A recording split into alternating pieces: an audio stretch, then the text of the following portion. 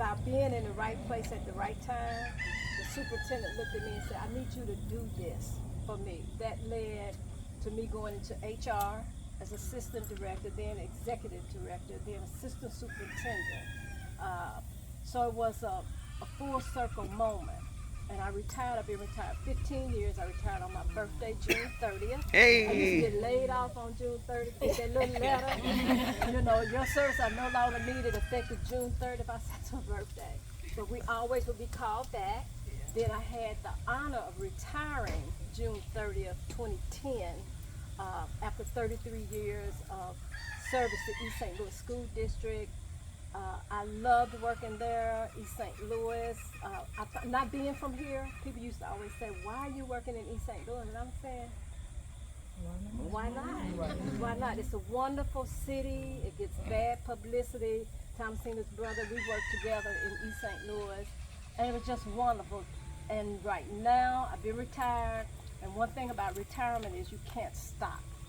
You got to keep moving. If you stop, like, I was the youngest person to ever retire in East St. Louis.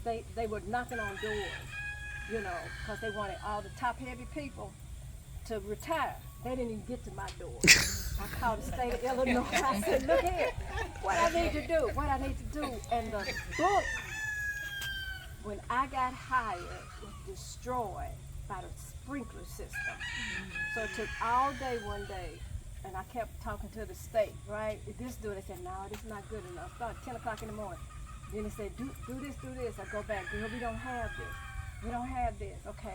He would tell me, by 4 o'clock, he said, you got it. I said, I'm out of here. They never knocked on my door.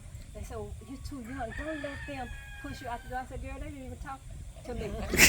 I'm gone. I'm out. Let the young people handle it, but continue to contribute where you can. I was at Lindenwood in an EDD program. Then I got tired of that. So what I'm doing this for, I'm getting ready to enjoy life. I'm now at SIU East St. Louis Center, interim director, because the directors keep leaving. You know, the young people, you know, they work and then do something, see something else. I stayed in East St. Louis for 33 years. But the director leaves, and then they say, you only want to have the certification to be compliant with DCFS. It's an after-school program for foster kids in the East St. Louis area. So that's what I'm doing presently, and it's just good to be here. And as I listen to the roosters crow, I'm telling them, I lived in Nashville, and students, my friends from Fisk would come to our house in the city, and Miss Aiken next door had chickens. It would freak everybody out. We were used to it, right? We were used to hearing that. So this really brings it back, and it's just good to breathe the fresh air.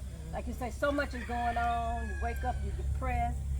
Some people's voice I can't even stand to hear on the TV. So we need to just center ourselves and know that there's a brighter day coming. Thank you. So that's my story. Yes, ma'am.